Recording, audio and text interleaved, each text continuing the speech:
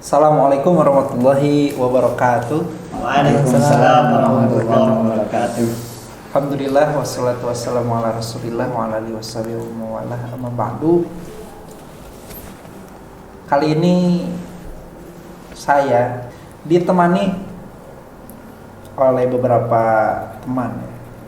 Kita bakal bahas soal di kesempatan ini mengenai liberalisme. Wah, berat nih, berat. Berat sih ini. Liberal. Coba kalau Mas Sudan, apa sih yang terbersit pertama kali di hati Mas Sudan ketika dengar liberal? Liberal ismi kayaknya. Itu bajunya teman kita. Saya tahu kalau itu. Itu plural ya. Oh, Pluralis. Liberal. Tapi mirip-mirip sih. Iya. Saya suka sih, liberal itu bebas. nah, Dan saya suka kebebasan karena mungkin masih muda ya. Kakak. Kalau aman dengar liberal gimana? Wah, kalau secara umum sih kayaknya liberal ya, selain yang udah dijelasin Mas Uda ya. Kadang klaim-klaim liberal itu keras. Wah. Kekerasan lah intinya. Biasanya diklaim orang kebanyakan selain kita. Iya. Itu aja sih. Nah, kali ini jadi yang bertiga ini cuma nemenin ya. Saya Ilham, Fikri Ma'arif, ini Nurul Masuda. Kemudian di ujung sana ini Mas Abdurrahman Wahid, Gus Dur, Waduh. tokoh liberal. Bagi sebagian pihak. Oh iya. Bagi sebagian pihak lain kan enggak juga. Dan pemateri inti kita hari ini pria berkemeja hitam. Mas Jalaluddin ya. Ya. Dia bakal jadi pemateri inti kita pada kesempatan kali ini. Oke. Jadi kita bahas mulai dari mana nih? Jadi temanya ini masih kelas perang pemikiran. Ya, Ghazul Fikr. Ghazul Fikr ya. Bahwa liberalisme itu apakah masih hidup atau masih Itu sudah. eksis di Indonesia atau sudah Mati. Di Indonesia ya ini ya. Di Indonesia. Di Indonesia. Dan kebetulan karena seperti biasa namanya Ghazul Fikr ada pro dan kontra. Mas Jalil di posisi yang mana? Kalau saya tengah-tengah sih. Wah, kalah tengah-tengah. Sudah menentukan dari awal ya ternyata. Ya, bukan Bukan Ghazul Ghazul Fikr. Fikr. Cari aman. Cari aman. Ya, Ini udah. aman. Oh, ya. Oke. Jadi temanya ini matinya liberalisme di Indonesia. Nah, nanti kita bakal kulik apakah Jalil ini dia posisinya berpandangan bahwa sudah mati. Nggak ada liberalisme di Indonesia itu udah mati kok. Atau jangan-jangan Mas Jalil ini berpandangan liberalisme di Indonesia masih hidup. Buktinya ada ya nantilah. Oke. Gimana Mas Jalil terkait liberalisme di Indonesia ini? Ya, baik. Assalamualaikum warahmatullahi wabarakatuh yang di rumah. Nama saya Jalaluddin, tadi udah dikenalin dan panggilannya Jalil. Di sini mau ibaratnya memantik diskusi kali ini. Jadi ibaratnya saya nanti sampaikan apa yang saya rangkum di sini, mungkin nanti teman-teman bisa tanggapi lah ya. Ya. Yang kira-kira menarik. Kalau nggak menarik awas ya. Seharusnya kita yang ngomong. Awas Ya. aja kalau nggak Awas aja kalau Jadi menarik. bener gak sih liberalisme itu udah mati atau masih hidup gitu? Apa buktinya? Apa data-data yang bisa kita ambil ya, sehingga menimbulkan suatu kesimpulan bahwasanya dia udah mati dan dia masih hidup. Nah, kita akan kulik di sini. Oke. Oke. Istilah liberalisme gitu kan. Liberal itu adanya ya dari sono, dan konotasinya juga dari Islam yang memandangnya itu sebagai suatu istilah yang negatif kan, liberal, Iya sih. bebas gitu ibaratnya. Sehingga nanti lah ada beberapa cendekiawan yang saya nggak mau dibilang liberal, padahal kan pemikirannya sebenarnya sudah melewati konservatif jadi gitu. Tapi mereka nggak mau dibilang liberal gitu. Ya. Nanti kita temui orang-orangnya. Ada tokoh-tokoh UIN banyak. Wah. FYI kita semuanya UIN. Iya benar ya. Iya, dan Usuluddin kecuali saya. Sepertinya liberal justru yang Usuluddin. Oh iya, kita belum ini ya, Mas Jalil ini jurusan apa di UIN? Saya lebih kok lebih sih? Saya jurusannya perbandingan mazhab dan hukum. Jadi saya belajarnya ya mazhab dan Hukum. gitu. Iya. Kalau ini kayaknya lebih ke Suludin ya kayaknya. Jadi di mata kuliah saya nggak ada kayak gini. Jadi saya dapatnya di sini aja gitu. Nah, nanti teman-teman mungkin yang lebih menyerang saya nanti. Jadi liberalisme dalam tadi kan di gereja, di Kristen, sekarang di Islam. Ya. Asal mulanya itu pada mulanya ada filsuf namanya Al-Kindi gitu kan. Yang ini yang berpendapat bahwasanya dia mengajak untuk khalayak mencari kebenaran dari sumber manapun, kendati pun berasal dari bangsa yang jauh. Jadi pada mulanya kan mungkin dulu Arab ya kebenaran hanya datang dari murni saklek wahyu. Tetapi beliau dengan pencampuran pemikirannya dengan filsafat menimbulkan suatu pemikiran baru bahwasanya kebenaran bisa didapatkan dari mana saja. Nah itu akar liberalisme dalam bukunya Dr. Zuli Qodir yang berjudul Islam Liberal. Jadi kebenaran itu nggak cuma misalnya kalau kita umat Islam itu datang dari Al-Quran dan hadis saja misalnya. Iya. Dan pemikiran beliau ini juga dipengaruhi oleh beberapa sekte ya. Sekte dalam pemikiran Islam dulunya ada ya Qadariyah, Zabariyah, Mu'tazilah gitu kan. Nah, ini mungkin beliau salah satu dari sekte itu deh. Mungkin yang Wow. sebelah itu ya. Abad keberapa ini yang tinggi? Wah, saya lupa. Kita lanjut ya. Lanjut. Biar tidak membuang energi. Ya. Jadi dari beranjak dari situ, dari zaman dulu gitu kan, zaman klasik Mas Al-Kindi kemudian berkembang dari Al-Kindi ke umum kan dari tadi kan ini Renaissance ya. Konteks global dulu, kita konteks global nanti mengerucut ke Indonesia gitu kan. Oke. Konteks globalnya itu kenapa ini bisa muncul? Nah itu salah satunya adalah adanya demokratisasi, artinya ya demokrasi lah ibaratnya di negara-negara maju dan pada masa itu di Eropa. Kemudian gerakan feminisme yang hadir gitu kan. Di Islam juga ada kan, ada tokoh Aminah Wadu dan sebagainya gitu kan. Kemudian penghormatan kaum minoritas. Nah, di Amerika itu ada namanya orang hitam yang mulai boleh untuk memilih presiden gitu. Dulu kan nggak boleh kan karena rasis. Sekarang boleh. Nah, itu efek dari liberalisme yang positif yang menurut kita positif. Oke. Ini sebenarnya iya juga sih bahwa politik negara itu juga nentuin para ilmuwan itu dia bisa berpikir bebas atau enggak kan. Iya. Nanti kan dikekang sama kekhilafahan misalnya. Kayak apa yang dijelasin nama Ahmad Tekur itu yang Islam dan Otoritarianisme. Otoritarian. Ya. Dia bilang kalau ya ulama Islam kenapa kok dunia Islam mundur karena dia dikekang oleh pemerintahnya kekhilafahan. Atau relasi antara pemerintah dan ulama itu sangat dekat sehingga akhirnya ulama terdikte oleh pemerintah. Gitu. Oke sih. Iya. Ya, next. Selanjutnya ini yang tidak kalah penting ya dapat dan mempengaruhi pemikir-pemikir liberalis di Indonesia gitu. Salah satunya ini ada doktrin-doktrin cendekiawan muslim di dunia. Salah satunya mungkin yang siapa yang di itu Oxford, Cambridge ya, Fazlur Rahman. Dan tokoh-tokoh yang lainnya seperti Abu Nasir Nasr Abu Hamid Abu Zaid. Nah, itu salah satu pemikirnya juga. Kemudian Muhammad Syahrur yang sekarang itu kan konteks global juga dan lain-lain. Nah, itu dari umum kemudian mulai mengerucut ke Asia Tenggara. Bibit-bibitnya tuh. Ya, oke ya. Filipina, Malaysia yang mulai menyuarakan itu kan, menyuarakan demokratisasi dan meniru pemikiran-pemikiran dari cendekiawan muslim dunia. Kemudian mengerucut ke konteks Islam Indonesia. Ada respon intelektual muslimnya gimana, terutama dari kalangan NU dan Muhammadiyah gitu kan. Terus sebenarnya Islam itu di Indonesia dulu sangat dikekang ya sama pemerintahannya Pak Soeharto, ibaratnya tidak diberikan ruang lebih sehingga kok Islam gini-gini aja, sehingga menimbulkan beberapa tokoh ya berusaha untuk Islam itu nggak boleh kayak gini. Ya. Tetapi kemudian tidak sampai kudeta kayak PKI ya. Enggak. Jadi ini cuma ini aja. Tidak sampai kudeta. Jadi cuma ibaratnya memanas saja perseteruan antara pemerintah dan juga kelompok Islam. Pak Soeharto kemudian ini semakin kesini semakin bersahabat lah dengan warga muslim dengan menerbitkan peraturan undang-undang pernikahan gitu kan, sehingga bentrokan antara Islam dan pemerintahan itu mulai diredam gitu.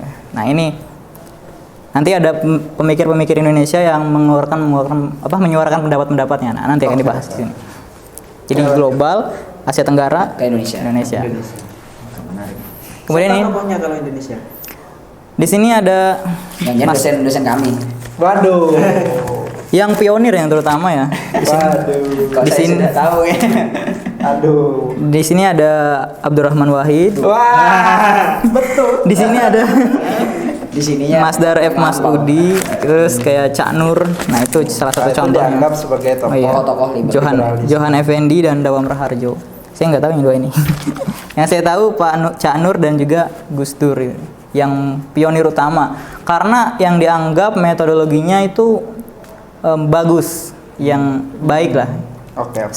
Tapi yang kebelakangan ini banyak dicecer karena mungkin metodologi akademiknya kurang. Karena dulu kan Cak Nur kan emang bidang itu ya kan. Oke. Di situ emangnya. Jadi metodologinya dalam akademik dinilai baik, tapi belum mampu ya merubah keseluruhan di Indonesia. Liberal itu enggak aja. Cuman bisa dianggap baik lah daripada setelahnya. Setelahnya hadir kan Cak Wali dan sebagainya gitu kan.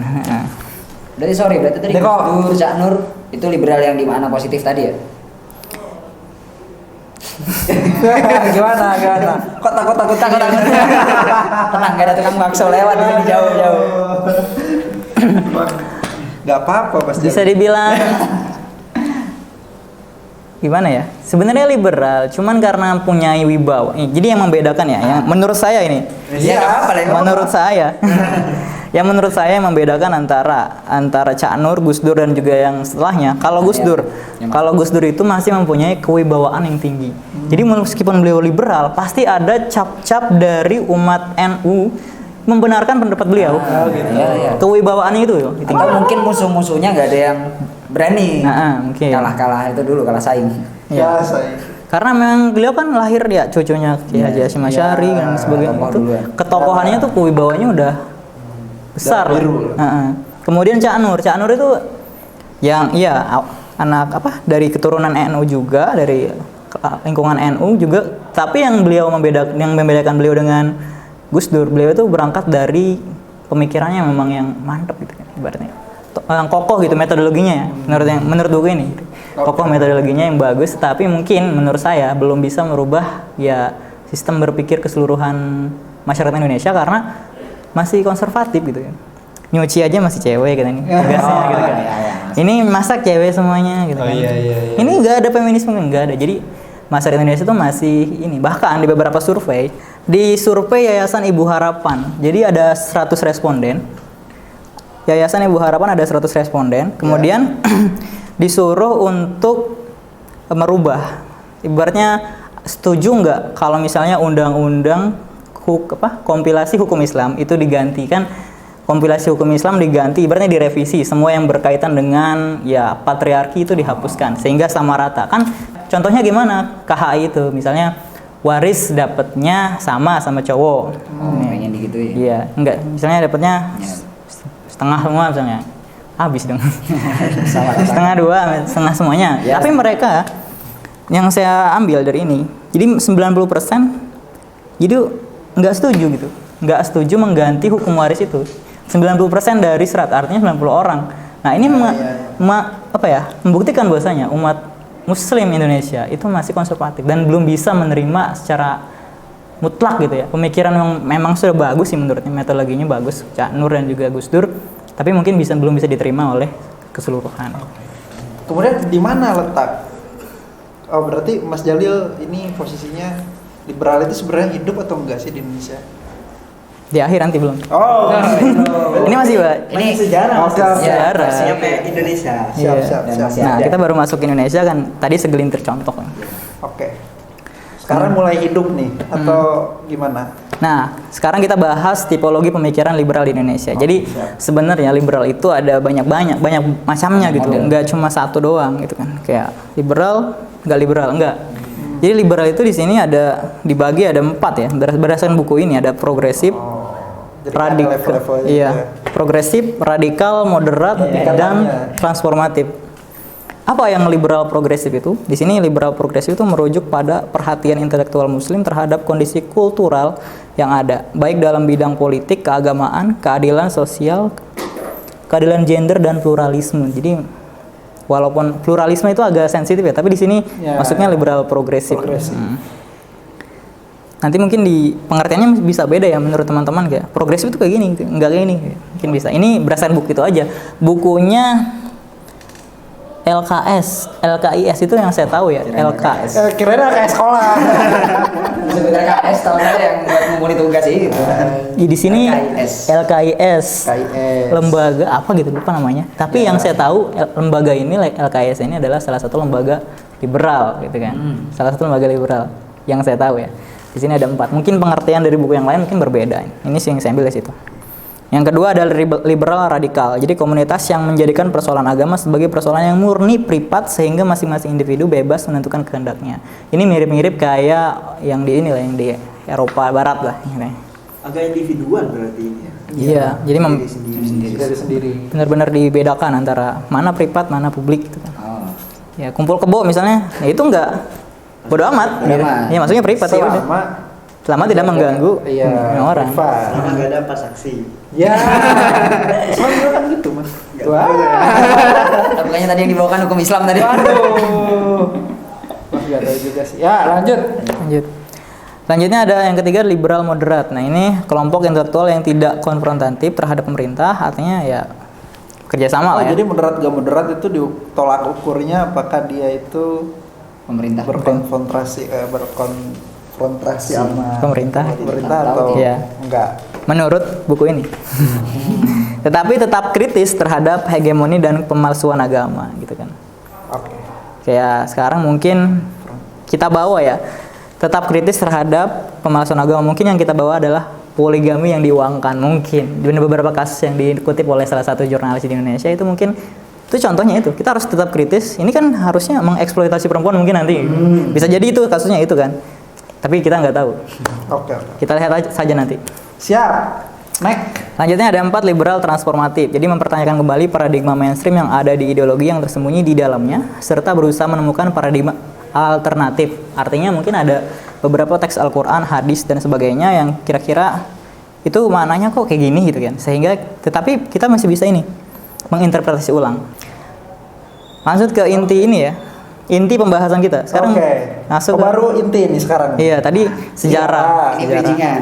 Iya, masuk Sekarang ke sampai ke Indonesia itu gimana? Tipologinya. Tipologinya ada banyak kan. Sekarang masuk ke inti. Pertanyaan utamanya. Oke. Intinya apa? Tadi pertanyaannya kan dari Ilham tadi. Iya. Iya. Apakah liberalisme di Indonesia itu Masih hidup Masih atau hidup atau sudah Enggak. mati? sudah mati? Sebelum kita membahas masih hidup atau enggak, Gimana?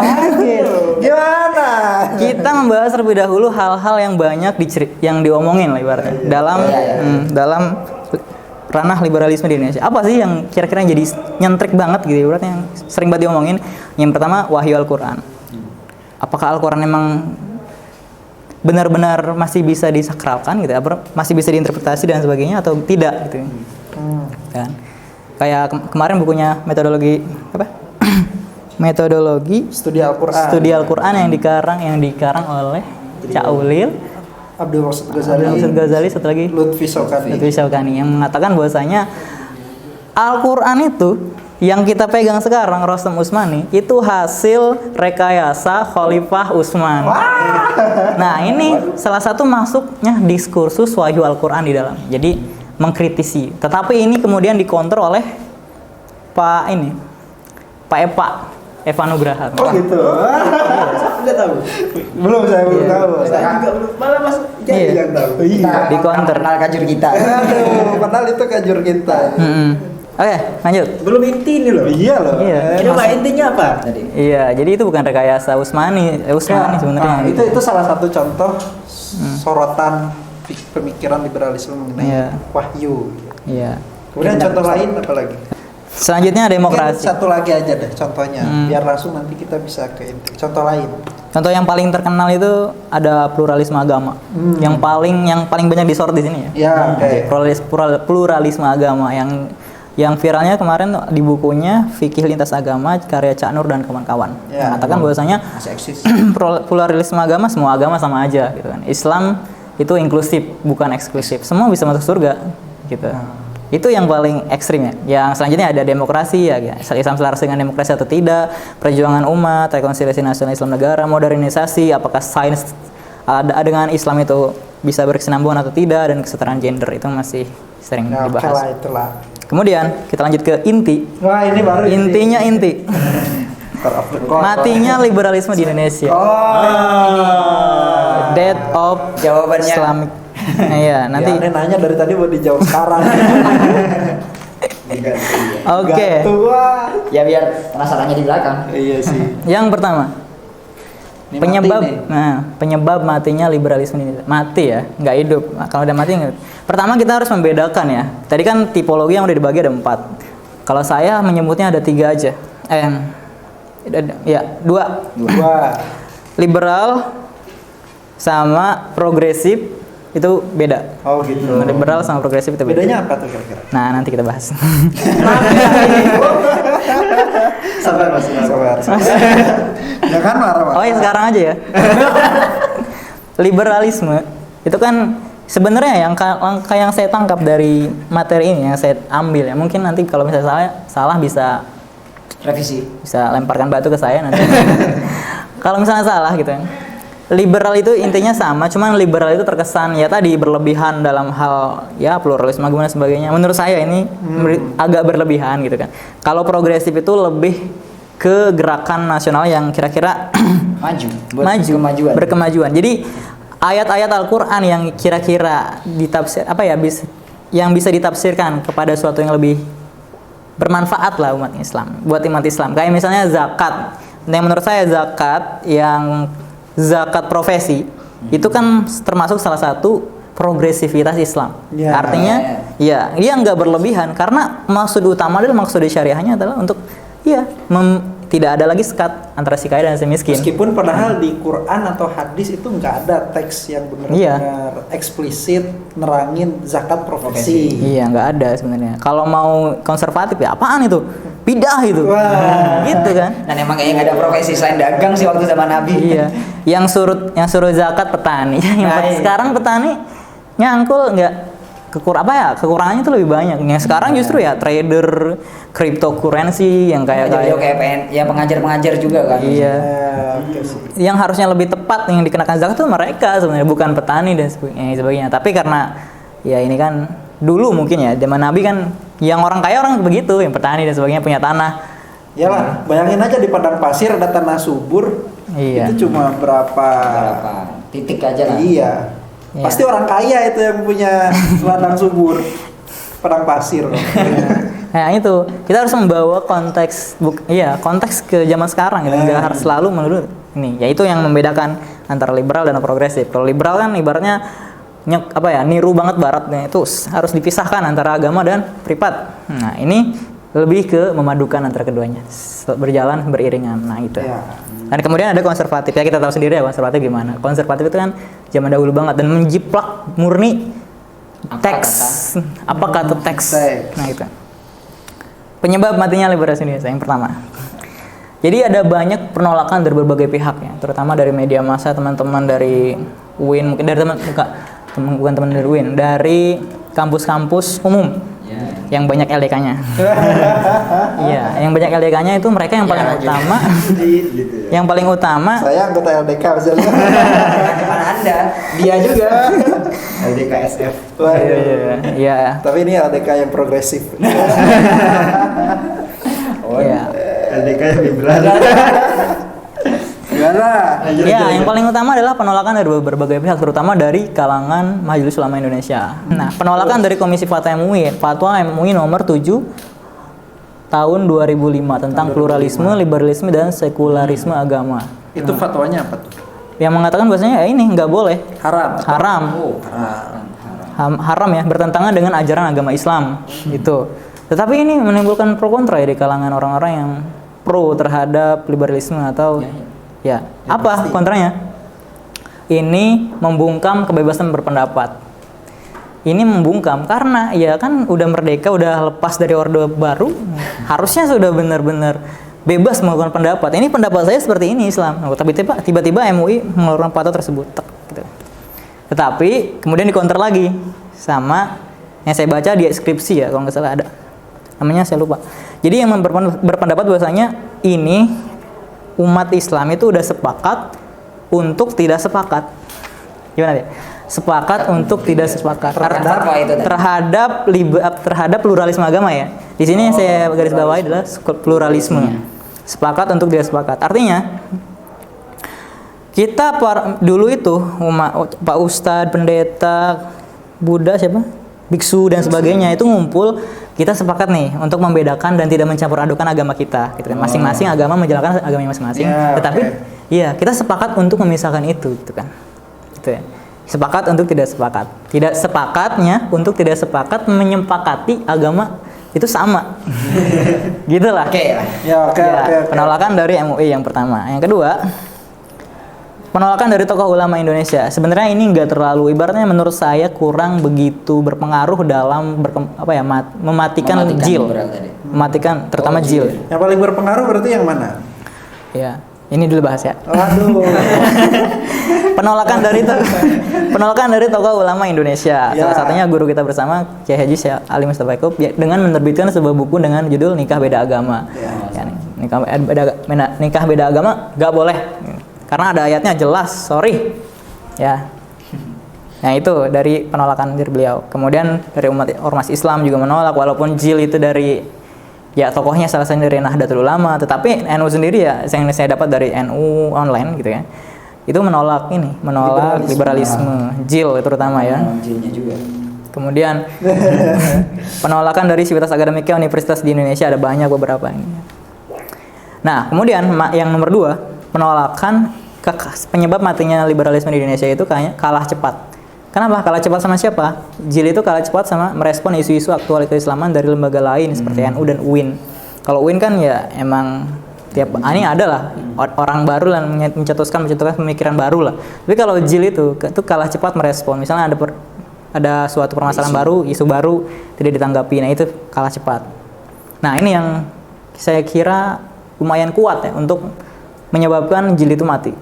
Yang ketiga, tidak ada dukungan dana. Waduh. Apapun pemikiran kalau nggak ada duitnya ya nggak jalan. Tapi akhirnya di-cut. Iya, dananya di-cut karena tidak lagi mendanai di bidang teologi. Kan The Asian Foundation kan dulu fokusnya ke bidang teologi, agama dan sebagainya. Tetapi setelah beberapa tahun kebelakangan itu fokusnya tidak ke situ lagi. Mungkin ke bisnis dan sebagainya, ya saya nggak tahu.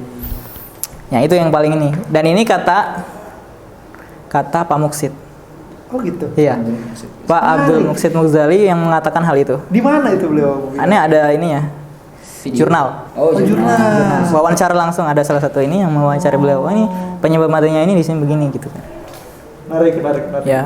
Yang keempat, ada banyak kampus itu enggak ini. Kan dulu kan di tokoh ibaratnya liberal di kampus UIN itu rektornya sendiri. Pak Harun Nasution. Nah, Mutazil dengan teologi Mutazilahnya gitu kan, rasionalisnya gitu. Tetapi belakangan saya jadi takut gini deh. Ya langsung. Tapi belakangan, ya, jadi ini di UIN itu menerapkan moderasi beragama. Ya. Kita tahu lah, kita masuk UIN diterapkan moderasi beragama, apaan sih nggak ngerti gitu kan. Itu ini untuk supaya tidak condong ke kiri juga, tidak condong ke kanan gitu kan. Nggak radikal juga nggak konservatif. Kelihatan sih.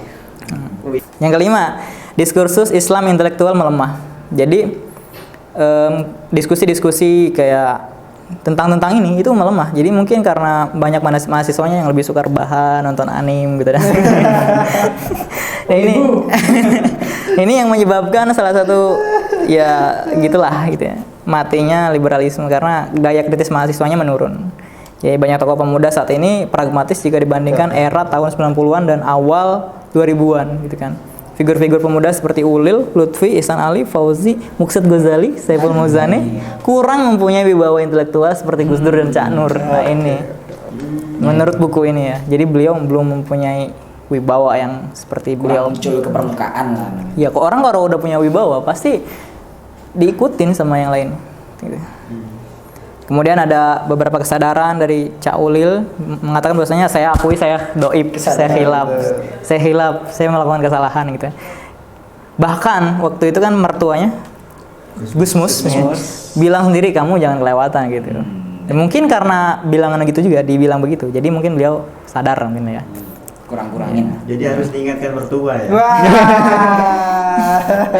Iya. Ya, Ya. Gimana, Mas? Kemudian Punya mertua. biar gak liberal. Kemudian jika ada yang ini ya bilang, wah masih ada kok liberalisme di Indonesia, buktinya ada para Madinah dan lain sebagainya. Dan itu kalau menurut saya dan menurut Pak Syarif juga, para Madinah sekarang itu nggak seliberal dulu gitu.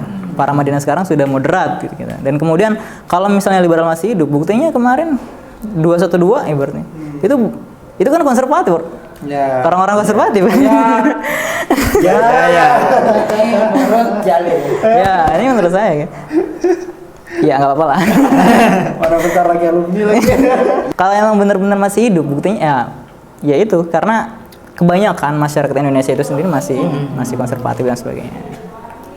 Itu saja sih dari saya, mungkin teman-teman ada Jadi ada tanggapan? 6 penyebab bahwa matinya liberalisme di Indonesia. Iya. Artinya liberalisme di Indonesia sudah mati. Sudah mati. Ini kapan kita ziarah kubur? Iya, Rabu. Tapi liberal kan ada mati. Liberal kan yang dianggapnya bener-bener yang tadi yang saya anggap liberal adalah liberal yang radikal. Nah, sekarang yang liberal, yang menurut saya bukan liberal tapi progresif, itu masih ada. Masih ada di kampus UIN, masih hidup pemikirannya. Kayak di ini juga masih hidup sih sebenarnya di Darussunnah ya. Tapi tidak disuarakan. Tapi Mas Jari nyebutnya bukan liberal kan? Bukan liberal. Progresif. Biar liberalnya mati aja. Liberalnya mati aja lah. Tokoh-tokoh UIN, Pak Nasaruddin Umar, itu sebenarnya itu tokoh yang termasuk tokoh liberal menurut ini. Karena menyuarakan ya kesetaraan gender dan sebagainya itu kan Ya, agak liberal. bagian dari liberal tadi. Iya. Kemudian setelah ini Pak Azumardi Azra juga mengatakan bahwasanya dulu pernah jadi pemateri di kajian-kajiannya JIL. Ya, jaringan Islam liberal itu pernah ikut di situ. Tetapi beliau tidak mau dianggap sebagai Islam liberal, tokoh Islam liberal nggak mau. Jadi sebagai tokoh Islam progresif. Siapa yang bilang saya liberal? Saya nggak liberal. Dan ya mungkin di Indonesia kayak konotasi liberal udah. Iya. Iya sih, udah Gak enak negatif. didengar lah mungkin. Kenapa ya? Kok bisa ya? Ya itu makanya mati tadi. Iya. Itu dari saya sih, teman-teman kalau misalnya ada saran, kritik atau Tapi ini bagus argumennya. Maksudnya saya lihat oke lah Mas Jali berpandangan bahwa liberalisme di Indonesia itu udah mati.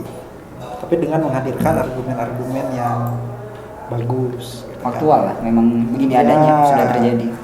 Terus nggak sembarangan juga dalam menghadirkan datanya kan. Kadang-kadang kan orang bilang liberal mati karena Alumni, oh bukan. Kok saya jadi ikut-ikutan? bertentangan dengan Quran Sunnah gitu iya, aja gitu. iya, maksudnya itu. Iya kan cuma normatif aja tapi Mas Jalil, enggak. argumen dan datanya oke ya. Oke. Lebih konkret lagi kalau nampilkan kuburannya. Iya.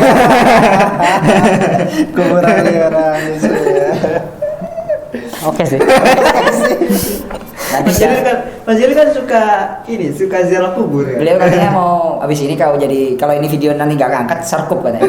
Santri kuburan. Santri kuburan. Iya, saya udah mendapat ini berkat. Biar nggak akan. Oke. Masing-masing Mas Bang. Ya, karena ini sudah lewat dari 25 menit, entah udah berapa menit ini. Jadi mungkin kita sudahi saja obrolan kita hari ini Ya. pada kesempatan ini. Jadi kesimpulannya ya, di kelas perang pemikiran ini, di kelas perang pemikiran ini terkait apakah liberalisme masih hidup atau sudah mati di Indonesia, kita sudah dapat jawabannya. Dari awal sudah saya tanyakan dan baru dijawab di akhir. Karena itu kontennya. Ternyata sudah mati ya dengan 6 alasan tadi. Yang nomor 5 mencengangkan. Ya, dengan 6 alasan tadi. Nomor 5 bikin kaget. Ya, itu saja obrolan kita hari ini. Ya. Pada kesempatan ini mungkin di lain waktu kita ketemu kembali dengan Orang-orang yang sama. orang-orang yang sama tapi dengan pembahasan Dengan yang tema yang berbeda. berbeda. Oke, terima kasih atas kalau ada yang nyimak ini juga ya. Ya, terima kasih kalau ada yang nyimak sudah meluangkan waktu untuk menyimak obrolan kita, entah penting atau enggak. Tapi mudah-mudahan bermanfaat. Kita tutup dengan seperti biasa, hamdalah dan Alhamdulillah. kafaratul majlis. Alhamdulillah. Alhamdulillah. Subhanallah. Salam progresif. Berarti ini Mas Jalil liberal atau progresif? Oh, kan mungkin dijawab. Mungkin dijawab nanti di lain. Saya progresif. Kalau liberal nanti mertuanya jangan lupa ingatkan ya. Oke, kita bareng-bareng. tutup dengan salam Bareng-bareng. bersama. Wassalamualaikum warahmatullahi wabarakatuh. Wabarakatuh.